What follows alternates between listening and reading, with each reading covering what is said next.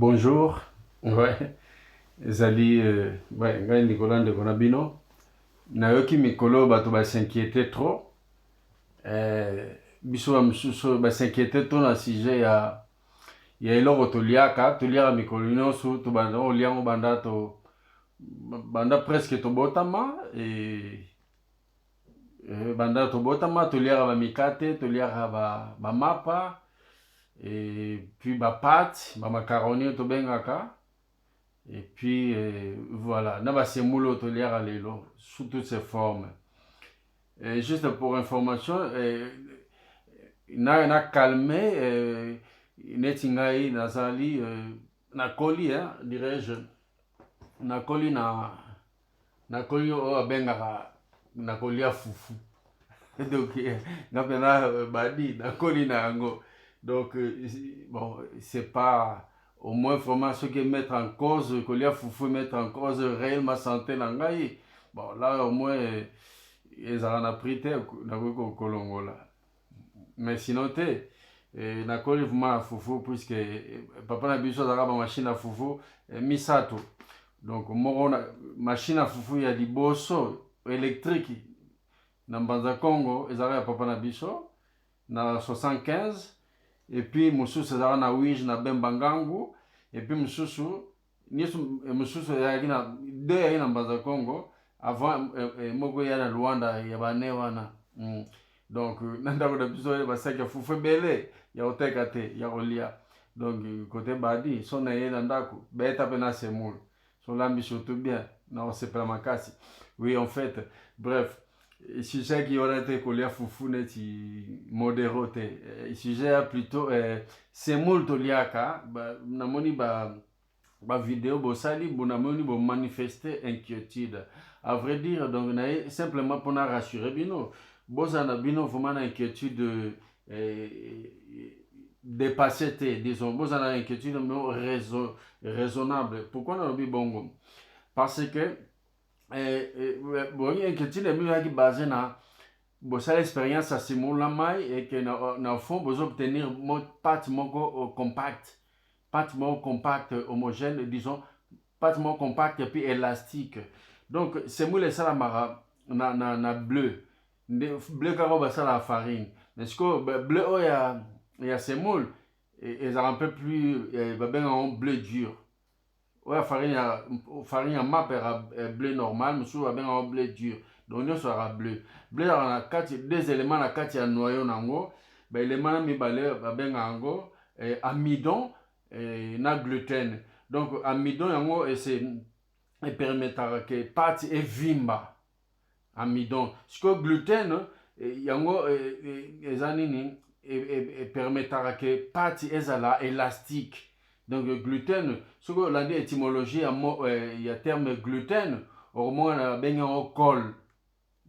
Au moins on a bien un col, ce que on dit réellement étymologie nango. Donc ça dit col, bon, bien un col. Donc il le dit déjà tout, bien un élastique ou col. Donc élasticité on a, et ça c'est dû à gluten. Même ba col, sous ça le ba col au makasa bien ango glu. Donc glu est utile à mot. Et na gluten. Donc, gluten, donc, ça colle, à vrai dire, hein, pour être succincte. Donc, vous avez une inquiétude, ce que Monique, ça là, c'est moule, et ça lui colle. Ça lui sort ta pâte, mon colle, quoi, élastique. Donc, et ça normal, ou bien, dans latin, glue, élastique, colle, gomme au glue. Donc, voilà, il y a une étymologie, non, étymologie exacte, il y a gluten. Donc, mais question zali chiko yo inquiétude na mieux zala que gluten col c'est mot to lambarne comme à col wana est-ce que ezo sala biso mabete eza question mo pertinent parce que na vidéo sert na on sala qui se revête particulièrement na bi que vidéo batalaki personnellement na manifesté na inquiétude ya on a qui lobby ta ozo ça direct non et vu comme ça na talent d'abord il y a obi que bon c'est ça mobile dans la chance parce que oui plus vraiment c'est ça na za kinga mona ndako wa na ba na confinement oyo opesaki mpena moi na journée ya lobi na soirée na nga lobi nasekaki fort nasekaki fort en fait. Revenir à nos moutons. Et donc, col wana babengan gluten, et a effet normal. Il y a bleu et créé à bon après bleu sur na bleu ba nikiango et balongoli nyoso ba longola etikali amidon na gluten yango composera ba semolo na biso wana nyonso tout. Donc gluten eza na effet ezala gomme. Ça gomme, gomme, quand on dit gomme, chewing gum, ou bien glucose. Donc, ils ont effet normal, ils ont la partie marque, ils ont élastique. Bon, la minoté, à vrai dire. Bon, la minoté relativement dans le bongo. Pourquoi relativement? Parce que poser question, est-ce que gluten, est ça dangereux pour notre abisso, na rolo banin. Gluten, à vrai dire. Tolia on a bilo rebelle gluten eza na bilo rebelle na ba bière tomelara gluten ezali na ba biscuit tolia biscuit gluten ezali na ba céréales bana topesa bango ba gluten ezali donc gluten eza na bilo rebelle tolia kutu sans que biso moko toyeba te que eza kuna donc eza na normal mais sikoyo à quel moment gluten est comme eza danger est-ce que gluten eza danger pour la santé na biso? Et ça toujours question moko relative. Donc, et qu'on kozala dangereux na santé na biso, ce que tu as na maladie ou ben maladie ya coliaque. Coliaque, eza maladie moko eza enfin. Sur la maladie on a et que gluten eza dangereux, mais en proportion na Europe 1% car la population européenne ba souffre na ka maladie on a 1%. Et ce qu'on a dit dans le cas d'espèces en France, donc tu es 10 à 20%, il y a cas, il y a bateau qui souffrent de la maladie à coliaque. Donc, et puis maladie on a coliaque pour s'avérer qu'aux anango, et tu n'as pas examen, diagnostic, prise de sang, bilan là, et ceux qui ont un coliaque, et puis examen chose à la gastroscopie. Pour voyez que vous avez coliaque. Bon, ndani bamona que vous allez allergique na gluten et ça na befe nango zanin et zali eza plutôt comment dirais-je vous avez un problème à l'ibumuko soir hein vous avez un problème à l'ibumuko soir par exemple et le mécanisme il y a mal-être et manifestera et au cas où on lit gluten on sentir douleur abdominale douleur digestive et donc hypersensibilité à gluten sur les lit la farine à gluten on sentir que quelque chose ne va pas mais ceux qui n'a syndrome à colon quoi irritation à colon sur les lits on sentir que colon michopo na irrité quoi donc bon et ça dit bien que ça sujet à controverse parce que effet mususu les communautés mort de bateau soit une boulangerie singili pas au cas sans gluten on y a sans gluten bon et comme ils sont en mode mais c'est comme mode mais à vrai dire il y a maladie on a eu que cité auparavant ezali maladie il y a coliaque donc réellement ezali bon si quoi pour parler que est-ce que tu vois que le gluten est dangereux pour la santé na biso et ça sujet à controverse parce que la firme agroalimentaire et chacun de côté na bango ça na centre de recherche donc à vrai dire scientifiquement ils allaient nous prouver que le gluten est dangereux pour la santé na biso parce que tout le monde bandakala et bien que bateau va na coliaque et que causer bango vrai problème parce que pour nous que la maladie à coliaque est une rare et bosso ba mal-être mo bosso le gluten ba mal-être ba li bumu pasi li bumu soit ba irritation intestinale et tant d'autres symptômes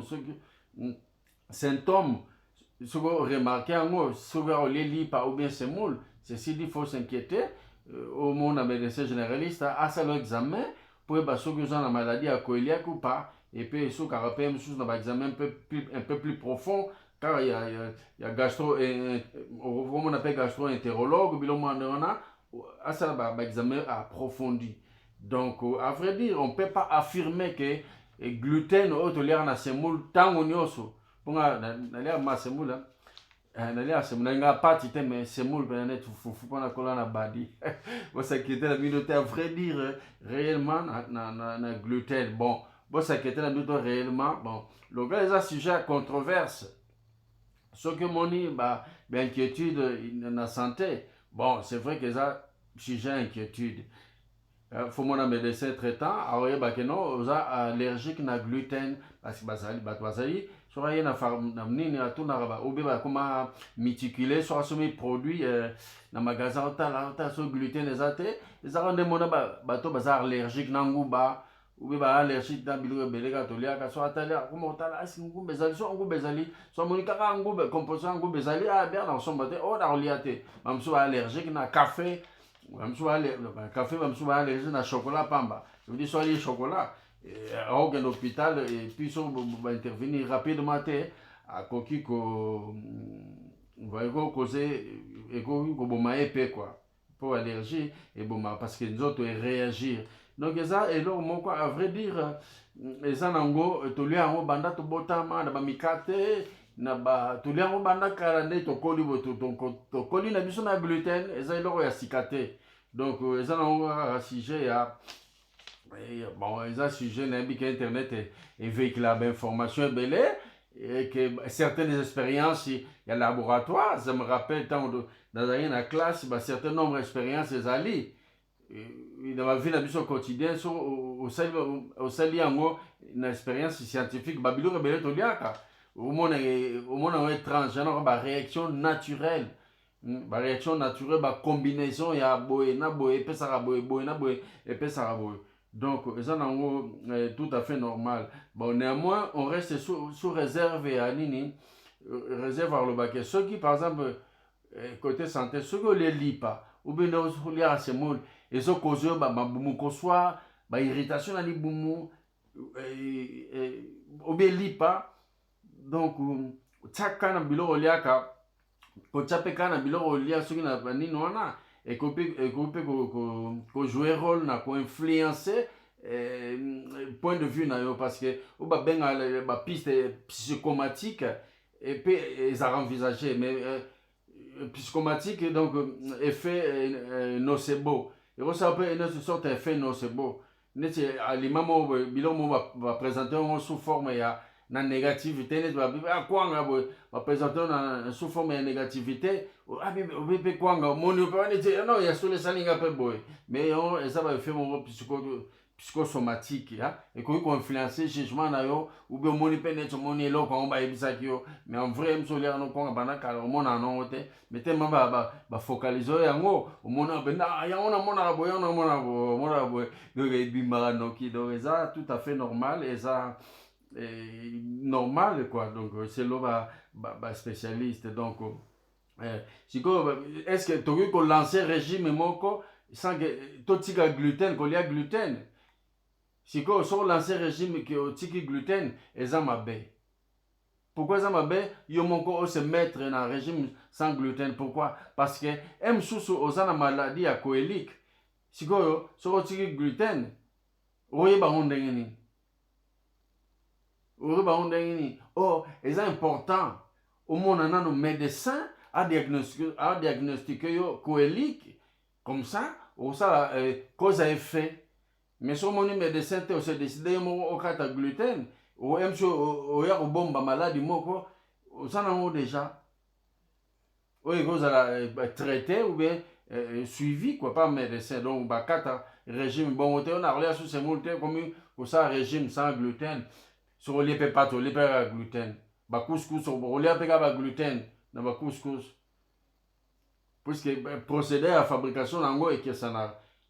Monsieur banika ango fin, monsieur banika ango mama grain, monsieur banika ango moi gros, d'oignon soit ba semoule ba couscous, d'oignon soit yara na bleu car.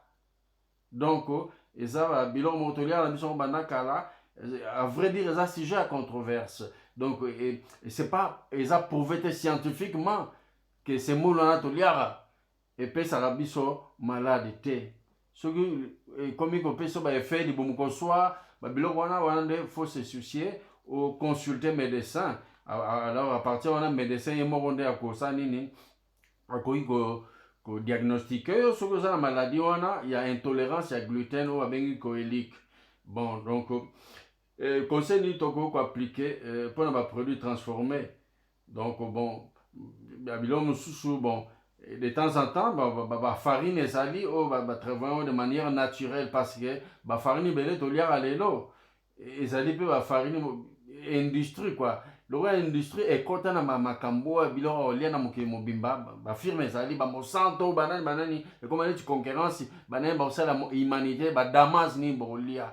Donc ekoma neti concurrence epuis bablé oyo nzambe asala ekoma mpe manipule balaboratoire bacrée baforme ya blé moko boye mpe botaka mingi epuis erésistaka mosusu mbula ebeti te na basécheresse na babiloko ebele bakomi komanipule na balaboratoire de sorte que toujours dans l'esprit toza nango ya capitalisme libéral ou capitalisme sauvage entre guillemets, je vais être politique et esalaka bamanipule biloko nyonso to eza sous contrôle ya bato omona ata moko boye nde bakongo baloba ngangu zaingi tutu.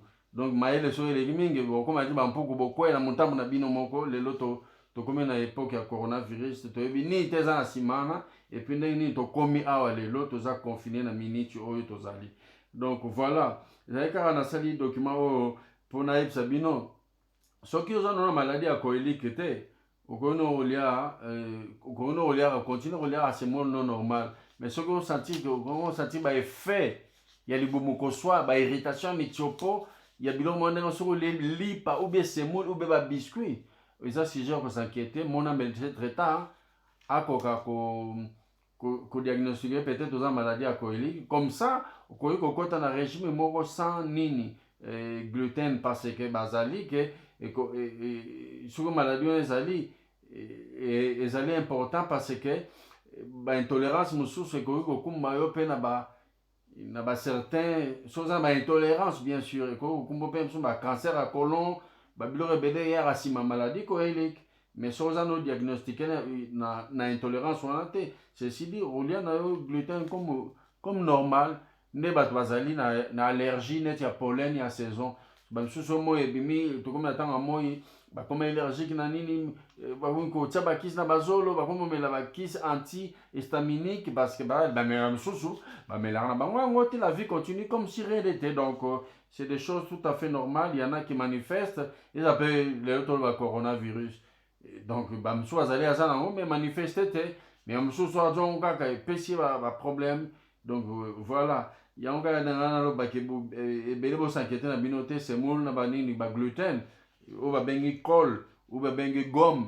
Gluten elasi col elasi gomme yango ezali bacomposant na amidon ya semoule oyo toliaka eyutaka na grain wana ya bleu. Donc eza nango pas nuisible na santé relativement